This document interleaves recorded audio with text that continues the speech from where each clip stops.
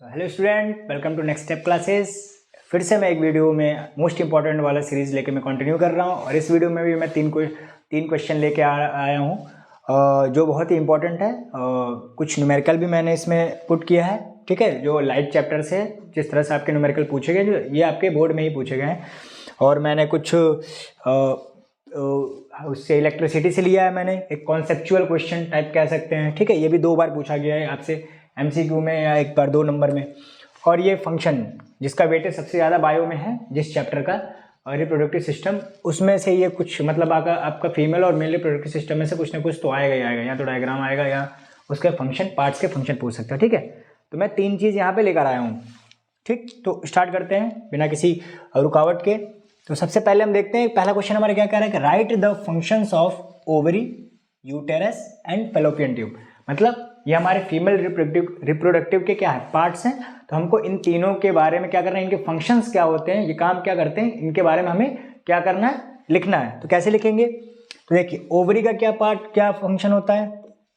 तो पहला फंक्शन होता है कि ये प्रोड्यूस करता है एक्स, प्रोड्यूस एक्स, ठीक। या इसे कहते हैं ओवा, ठीक है। मतलब ये एग को प्रोड्यूस करते हैं। भाई हमें पता है ओवरी में क्या होता है, एक्स प्रोड्यूस होता है, ठीक है। या उसी को दूसरा नाम क्या है, ओवा कहते हैं, ठीक। दूसरा इसका क्या काम होता है कि ये प्रोड्यूस करता है हार्मोन्स। कौन से हार्मोन, फीमेल है ना, तो फीमेल में कौन सा हार्मोन प्रोड्यूस होता है, 2 हार्मोन होते हैं, एक ऑस्ट्रोजन और एक प्रोजेस्टेरोन। ऑस्ट्रोजन एंड प्रोजेस्टेरोन, ठीक। कौन कौन से 2 हार्मोन हो गए, ऑस्ट्रोजन और प्रोजेस्टेरोन, ठीक है। तो देखिए किसका 2 काम हुआ, 2 फंक्शन हुआ। पहला है कि इसने ओवरी क्या करता है, यहीं पे एग हमारा प्रोड्यूस होता है जिसको हम ओवा भी कहते हैं, एक्स को, ठीक। और दूसरा इसका काम क्या है कि हार्मोन्स प्रोड्यूस करता है जिसका नाम ऑस्ट्रोजन और प्रोजेस्टेरोन है। ये हार्मोन क्या करते हैं, जो प्यूबर्टी के दौरान जो गर्ल्स में चेंजेस हमें देखने को मिलते हैं, फिजिकल चेंजेस, एक वॉइस में चेंजेस मिल जाते हैं और हेयर्स में चेंजेस मिलते हैं, और भी जो भी फिजिकल चेंजेस देखने को मिलते हैं, जो भी चेंज मिलता है हमको, वो इन दोनों हार्मोन के सीक्रेट होने की वजह से बनता है। और ये कौन सीक्रेट करता है, ये हमारा ओवरी सीक्रेट करता है, ठीक है। तो ये ओवरी का फंक्शन हो गया। फिर आते हैं हम यूटेरस में। तो यूटेरस का फंक्शन क्या होता है, यूटेरस का फंक्शन क्या होता है, तो ये यूटेरस के पहले मैं यहाँ पे आता हूँ। चलो फैलोपियन ट्यूब आसान है, ठीक है, क्योंकि फैलोपियन ट्यूब में क्या करता है, इसमें थोड़ा एम्ब्रियो वाला खेल है तो मैं इसमें भी थोड़ा छोड़ रहा हूँ। फैलोपियन ट्यूब में क्या करता है, तो फैलोपियन ट्यूब वही जगह है, अगर आप, मैं थोड़ा सा गंदा मेरा डायग्राम है, लेकिन मैं अगर याद हो आपको, कुछ ऐसे करके और यहाँ पे बनता है, ठीक है। ये यहाँ पे जो फैलोपियन ट्यूब होता है, और ऐसे कुछ करके इधर बनता है और कुछ ऐसे करके इधर बनता है, ठीक। तो कुछ इस तरह का डायग्राम बनता है, मेरा रफली है, गंदा है, मैं मानता हूँ। ये हमारे क्या फैलोपियन ट्यूब है। तो इसी फैलोपियन ट्यूब में ही हमारे क्या होता है, फर्टिलाइजेशन अकर करता है, मतलब साइट ऑफ फर्टिलाइजेशन। मतलब इधर से स्पर्म आता है और इधर से क्या आता है, ओवरी से एग आता है, और यही फैलोपियन ट्यूब भी क्या करता है, यहाँ से खींच के इसको वोम तक, ये मतलब ले आने का भी काम इसी का होता है। तो पहले इसका काम यही है कि यहाँ से स्पर्म आया और यहाँ से क्या आया, एग आया ओवरी से। तो इनका फर्टिलाइजेशन कहाँ होता है, यही फैलोपियन ट्यूब में है। इसका हम फंक्शन लिख सकते हैं कि क्या है, साइट ऑफ फर्टिलाइजेशन। क्या है, site of fertilization, site of fertilization, ठीक है। और यूट्रस क्या है, यूट्रस वो जगह है जहां पे हमारा इम्प्लांटेशन होता है, किसका, जाइगोट का, इम्प्लांटेशन ऑफ जाइगोट। तो जो जाइगोट हमारा बन चुका है उसका इम्प्लांटेशन, भरण पोषण कह सकते हैं, उसका इम्प्लांटेशन, उसको इम्प्लांट कहाँ किया जाता है, इसी यूट्रस में किया जाता है, ठीक। एक तो ये इसका फंक्शन होता है कि इम्प्लांटेशन ऑफ जाइगोट, इसका क्या था फंक्शन, साइट ऑफ फर्टिलाइजेशन है, यहीं पे हमारा फर्टिलाइजेशन अगर करता है। दूसरा इसका फंक्शन होता है ये नरिश करता है, प्रोवाइड करता है न्यूट्रिशन, किसको, एम्ब्रियो को, मतलब provides nutrition to embryo. Embryo क्या है, वही जो जाइगोट, जाइगोट जो हमारा होता है वो वेल डेवलप्ड जब हो जाता है तो उसका हम नाम क्या देते हैं, एम्ब्रियो दे देते हैं, ठीक। फिर वो और वेल डेवलप्ड होकर बेबी के फॉर्म में बाहर आ जाता है, ठीक। तो ये हमारा 3 फेज होते हैं हमारे, मतलब जाइगोट फॉर्मेशन होता है, उसके बाद से एम्ब्रियो फॉर्मेशन होता है, फिर हमारा बेबी फॉर्मेशन हो जाता है। तो एम्ब्रियो बन गया, मतलब उसके हाथ पैर आँख वाँख कुछ ऐसे फॉर्म होने लग रहा है। तो उसको अब क्या चाहिए, बॉडी को ग्रोथ अंदर कराने के लिए क्या चाहिए, न्यूट्रिशन चाहिए। तो न्यूट्रिशन भी प्रोवाइड कौन करता है, यूट्रस करता है हमारे, ठीक है, मदर्स वॉम्ब में। और जाइगोट का भी इम्प्लांटेशन कहाँ होता है, यहीं पे होता है। तो इसका 2 फंक्शन ये है कि इम्प्लांटेशन ऑफ जाइगोट और provide nutrition to the embryo. और फेलोपियन ट्यूब का सबसे आसान है क्योंकि फर्टिलाइजेशन यहीं पे अगर करता है, तो इसलिए इसको कहते थे साइट ऑफ फर्टिलाइजेशन। तो एक तरह से आप फीमेल रिप्रोडक्टिव का डायग्राम अगर आपको पता है, डायग्राम के थ्रू आप वो ये 3 पार्ट भी वहाँ पे बता सकते हैं लॉन्ग आंसर में भी, और ऐसे अगर अलग अलग पूछा तो आप अलग अलग भी क्या कर सकते हैं, बता सकते हैं, ठीक है। और फीमेल रिप्रोडक्टिव पार्ट ज़्यादा इंपॉर्टेंट होता है आज तक के जितना मैंने देखा है और प्रीवियस ईयर के अकॉर्डिंग, ठीक है। तो मैं फिर से बोल देता हूँ, ओवरी का फंक्शन क्या है, एक्स को प्रोड्यूस करना, ओवा को प्रोड्यूस करना, दोनों बात एक ही है। या हार्मोन को प्रोड्यूस करना, दूसरा काम इसका है जिसमें एस्ट्रोजन प्रोजेस्टेरोन आता है, जो हमारे प्यूबर्टी में जो गर्ल्स में चेंजेस देखने को मिलते हैं वो इसी हार्मोन की वजह से मिलते हैं, ठीक। मेंस में कौन सा होता है, टेस्टोस्टेरोन होता है, जिसकी वजह से हमें हमारे में चेंजेस देखने को मिलते हैं बॉयज़ में, ठीक। यूट्रस क्या होता है, यहाँ पे जाइगोट का इम्प्लांटेशन होता है और ये प्रोवाइड करता है एम्ब्रियो को न्यूट्रिशन, ठीक है। फिर फेलोपियन ट्यूब क्या है, वो जगह है जहाँ पे फर्टिलाइजेशन हमारा अगर करता है, तो साइट ऑफ फर्टिलाइजेशन। अब देखिए ये बड़ा ट्रिकी सवाल है, इसके पहले मैं इधर आता हूँ क्योंकि हो सकता है मुझे ये रब करना पड़े। तो मैं इस वाले क्वेश्चन पे आता हूँ। ये क्या कह रहा है, consider an object 7 centimetre in length. तो पहले मैं सारी चीज़ें लिखूंगा, ठीक। ऑब्जेक्ट की लेंथ कितनी है, 7 सेंटीमीटर, मतलब हमको H1 दे दिया, हाइट दे दिया है किसका, ऑब्जेक्ट का 7 सेंटीमीटर का है।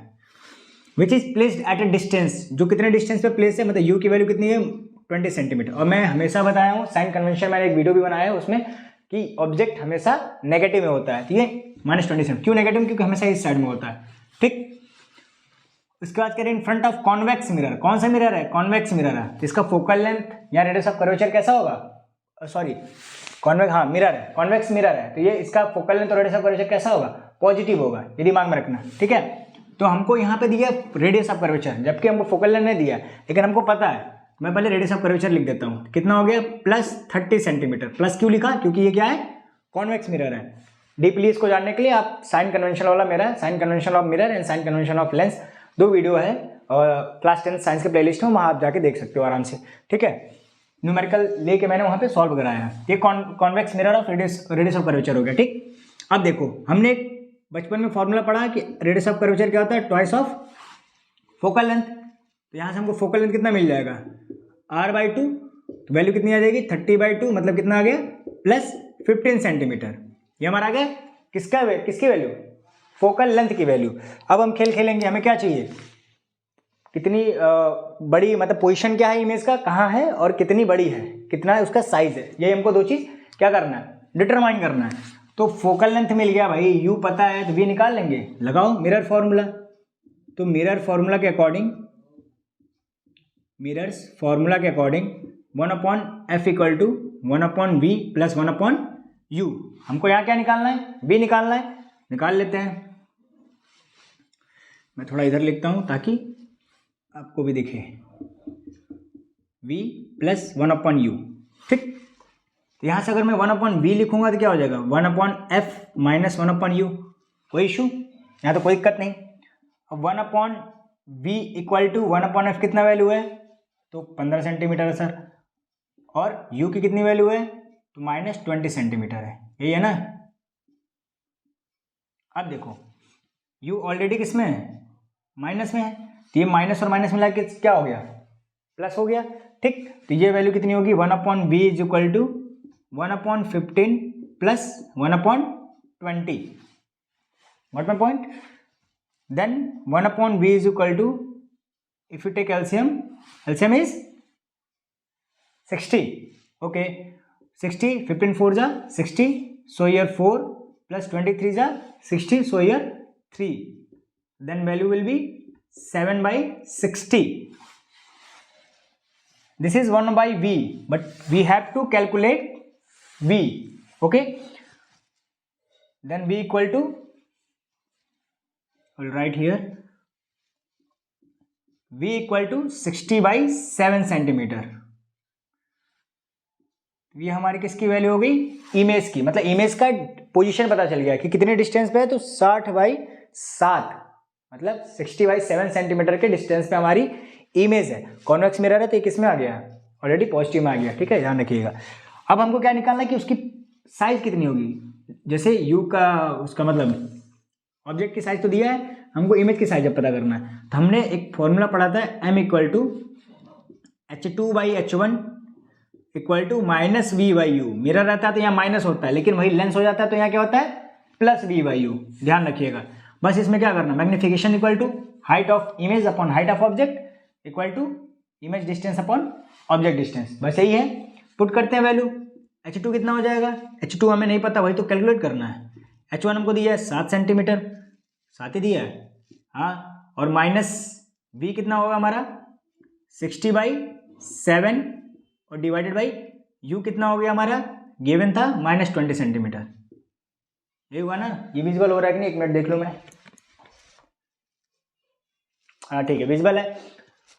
तो अब आप यहाँ से क्या कर सकते हो, इस माइनस से माइनस कैंसल आउट हो गया, ठीक। तो यहाँ से h2 इक्वल टू क्या आ जाएगा, h2 इक्वल टू क्या आ जाएगा 60/7 इंटू 7 डिवाइडेड बाई 20, ये होगा ना। मैंने इसको क्या किया, क्रॉस मल्टीप्लाई कर दिया, इधर चला गया और नीचे 20 तो ऑलरेडी था, माइनस माइनस कट गया, h2 इक्वल टू ये आ गया। अब देखो यहाँ से 7 से 7 कट गया, 23 जा 60, तो h2 की वैल्यू कितनी होगी, मतलब इमेज की हाइट कितनी होगी, साइज कितनी होगी 3 सेंटीमीटर। ये हो गया आंसर 1 और ये हो गया आंसर 2, ठीक। ऑब्जेक्ट हमारा 60/7 सेंटीमीटर पे पोजीशन उसकी ये रही और उसका साइज कितना हो गया 3 सेंटीमीटर। बहुत प्यारा क्वेश्चन था ये, ठीक है, तो होपफुली ये समझ में आ गया हो गया। अब आते हैं हम अपने थर्ड वाले क्वेश्चन पे, मतलब इस सेकंड वाले क्वेश्चन पे। तो देखिए इतने में मैं अगर समझा पाऊँ तो देखता हूँ नीचे कहाँ तक जगह है मेरे पास, ठीक है अभी काफ़ी है। तो given n register each of resistance R, मतलब मेरे पास कितने रजिस्टर है n टाइम्स, मतलब n टाइप्स के रजिस्टर है मेरे पास, n रजिस्टर है, कितने मुझे नहीं पता, ठीक।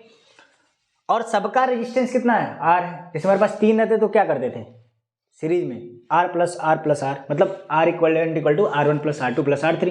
अब अगर 3 r रहेंगे तो क्या होगा r प्लस r, ठीक। लेकिन यहाँ पे कितने हैं n है, n टाइम्स है, ठीक है, मतलब r r करते n टाइम्स है। तो अगर 3 रहते तो 3 इंटू आर कर देते थे, 4 रहते तो 4 इंटू आर कर देते, यहाँ n टाइम्स में तो n इंटू आर कर देंगे, ये होगा ना। उसके पहले कॉन्सेप्ट समझो, हमसे क्या करें कि how will you combine them, कैसे हम इनको कंबाइन करें कि हमको जो मैक्सिमम इफेक्टिव रेजिस्टेंस है वो जो हमारा इफेक्टिव रेजिस्टेंस है वो हमें मैक्सिमम मिले और मिनिमम मिले, और जब ये दोनों मिले तो इनका रेशियो होता हो। ये क्वेश्चन क्लियर कह रहा है कि how will you combine them to get maximum and minimum effective resistance and what is their ratio, ठीक। तो देखो अब देखो मैक्सिमम कब मिलता है, दो हमारे पास कॉम्बिनेशन होते हैं, एक सीरीज एक पैरेलल। तो सिंपल सी बात है, अगर मैं सीरीज की बात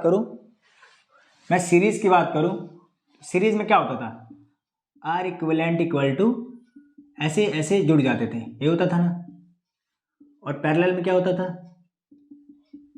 अब ये मत पूछना भाई 1 महीने बाद एग्जाम है तुम्हारा, ये तो क्लियर होगा। पैरेलल में रेसिप्रोकल में होते थे। तो अगर मैं किसी भी नंबर का रेसिप्रोकल करूंगा तो वैल्यू हमको हमेशा क्या मिलेगी, कम मिलेगी ना। जैसे मान लो मेरे पास 10 है तो 10 प्लस 10 प्लस 10 करूंगा सीरीज में तो 30 मिल जाएगा। 3 रेजिस्टेंस है, तीनों इक्वल है 10-10 ओम के, तीनों को जोड़ूंगा तो क्या मिलेगा 10 प्लस 10 प्लस 10 30 ओम मिल जाएगा। लेकिन अगर मैं वही रेसिप्रोकल में करूँ 1/10 प्लस 1/10 प्लस 1/10 तो 0.1 प्लस 0.1 प्लस 0.3 मिलेगा। यहाँ 30 मिल रहा है या 0.3 मिल रहा है, ठीक है। 1/r इक्वलेंट इक्वल टू 0.3 आएगा तो r इक्वलेंट इक्वल टू 1/0.3 तो अप्रॉक्सीमेटली 3.33 समथिंग मिलेगा, ठीक है, 10/3 करके। तो यहाँ 30 ओम आ रहा है और यहाँ 3.33 ओम आ रहा है। तो यहाँ पैरेलल में हमको वैल्यू कैसे मिल रही है, इफेक्टिवली कम मिल रहा है ना, मिनिमम मिल रहा है ना, और इसमें मैक्सिमम मिल रहा है। Concept clear. तो हमें मैक्सिमम की जहां बात करेगा इफेक्टिव रेजिस्टेंस वो हम क्या करेंगे, रजिस्टर को सीरीज में जोड़ देंगे, और जहां हमको मिनिमम की बात करें वो हम क्या करेंगे, रजिस्टर को पैरेलल में जोड़ देंगे, ठीक। तो बस वही काम करना है। अब देखो मैंने यहाँ हम 3 लेके चलते हैं, अगर मान लो तीनों हमारे बराबर रहते हैं तो हम क्या लिखते हैं, इसको 3r लिख देते, ठीक। 4 रहते मान लो इसी में तो क्या हो जाता, 4r हो जा रहा है, मतलब जितने रेजिस्टेंस हमारे हो रहे हैं हम उससे क्या कर रहे हैं, मल्टीप्लाई कर दे रहे हैं। यहाँ पे कितना कह रहा है, n टाइम्स कह रहा है। तो सीरीज में अगर मैं लिखूंगा तो r इक्वलेंट इक्वल टू ऐसे होगा R1 plus R2 plus dash dash dash n times. अब सबका रेजिस्टेंस कितना है, R ही है ना, तो R plus dash dash dash n times. ठीक, तो हमारा सीरीज में R इक्विवेलेंट कितना हो जाएगा, n इंटू R हो जाएगा। यहां तक कोई दिक्कत, कितना हो जाएगा, n इंटू R हो जाएगा। पैरेलल में अगर वही बोलूंगा तो 1/r plus 1/r plus 1/r 3/r होता है। जैसे मैं यहां करके दिखा देता हूं, आप थोड़ा कंफ्यूज होंगे, मैं इसको रब कर रहा हूं, ठीक है, मुझे थोड़ा स्पेस चाहिए।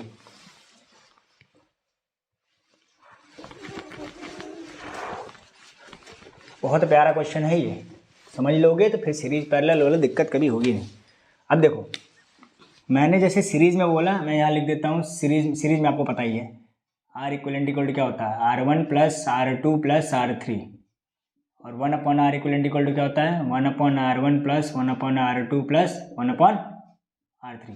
तीन जब हमारे पास रहते थे तो ये लिखते थे। ठीक, अब मैंने कहा सबका रेजिस्टेंस R रहता था, तो R plus R plus R मतलब 3R, 4 रहेगा तो R plus R plus R मतलब 4R। ऐसे हमारे जोड़ेंगे सबको, सब R आ रहा है तो n टाइम्स है तो क्या हो जाएगा, हम यहाँ पे 3R लिख रहे हैं, 4 है तो 4R लिख रहा हूँ, 5R लिखूंगा 5 रहेगा, तो अब मेरे पास n है तो क्या हो जाएगा, n इंटू R हो जाएगा। नहीं समझे कि नहीं? ठीक, तो ये वाला केस हमने सीरीज में सॉल्व कर लिया, और यही हमारा क्या है, मैक्सिमम वाला है। यहाँ लिख देता हूँ, यही इक्विवेलेंट हमारा कैसा है, मैक्सिमम, क्योंकि सीरीज में हमको कैसा मिलेगा, मैक्सिमम। मैंने अभी उसको वहाँ वैल्यू लेके बताया अभी। अब पैरेलल में अगर मैं करूँगा, पैरेलल में यही 3 के लिए यही है, तो अगर मैं 3 के लिए लिखना चाहूँगा तो क्या लिखूँगा, 1/r plus 1/r plus 1/r ऐसे लिखूँगा। एलसीएम क्या आ जाएगा, R आ जाएगा, ऊपर 3 आ जाएगा, तो 1/r इक्वलेंट इक्वल टू क्या हो जाएगा, 3/r, तो R इक्वलेंट इक्वल टू क्या हो जाएगा, R/3। 3 थे तो क्या आया, R/3। 4 होंगे तो क्या आ जाएगा, R/4। 5 रहेंगे तो R/5। लेकिन हमारे पास क्या है, n है, तो अगर n रहेंगे तो R/n ये आएगा। ठीक है, तो अगर मैं लिखूं यहां पे, यही मैं लिख दूं 1/r equivalent is equal to 1/r plus 1/r plus 1/r dash dash dash n/r। तो यहां से जो R इक्विवेलेंट की वैल्यू हमारी पास आएगी वो क्या आएगी, R/n आ जाएगा। कोई दिक्कत, यहां तक कोई दिक्कत नहीं। ये हमने निकाला कब, minimum resistance, minimum effective resistance. ये कौन सा है, मिनिमम वाला है, तो वहां मैंने निकाला, यहीं पे लिख देता हूं। ठीक, तो R इक्विवेलेंट मिनिमम कितना निकला हमारा, R/n। R इक्विवेलेंट मिनिमम कितना निकला हमारा, R/n। तो हमारा 2 क्वेश्चन तो इसमें सॉल्व हो गया। जो हमसे पूछा था मैक्सिमम इफेक्टिव रेजिस्टेंस तो NR होगा, मिनिमम इफेक्टिव रेजिस्टेंस R/n होगा। अब हमसे पूछा रेशियो, कुछ नहीं है, रेशियो में क्या करना है, रेशियो में कुछ करना ही नहीं है। ठीक, यही लिख देता हूं। तो अगर मैं रेशियो लिखूंगा, किसका निकालना, रेशियो इनका, मतलब R max upon R mean, R max upon R mean, तो क्या हो जाएगा, R मैक्स कितना है, n into R, R mean कितना है, R/n, R से R खत्म, n ऊपर जा क्या हो जाएगा, n into n, n square, तो n स्क्वायर बाई 1 ये होगा ना। तो अगर मैं रेशियो में लिखूं तो क्या हो जाएगा, R max R min is equal to n square is to 1। This is the final answer of ratio. ठीक है, थोड़ा स्पेस की कमी थी तो मैं क्लियर फिर से बता दे रहा हूँ कि हमें मैक्सिमम रेजिस्टेंस चाहिए था, जो हमें सीरीज में मिलेगा, तो हम सारे रेजिस्टेंस का क्या था, इक्वल अमाउंट था, मतलब R से ही था, तो हमने सबको जोड़ा, तो n टाइम हो गया। 3 रहता तो 3R, 4 रहता तो 4R, 5 रहता तो 5R हो रहा था, तो यहाँ n टाइम से तो nR हो गया। सीरीज में हमें मैक्सिमम रेजिस्टेंस मिल गया इफेक्टिव। पैरेलल में हमने देखा यहाँ पे 3 आता तो R/3 हो रहा था, 4 आता तो R/4, 5 आता तो R/5, यहाँ कितना है, n टाइम्स है, तो ये वैल्यू कितनी हो जाएगी, R/n। ठीक, तो ये हमारी क्या आ गई, मिनिमम वाली आ गई, R इक्विवेलेंट मिनिमम वाली आ गई। ठीक,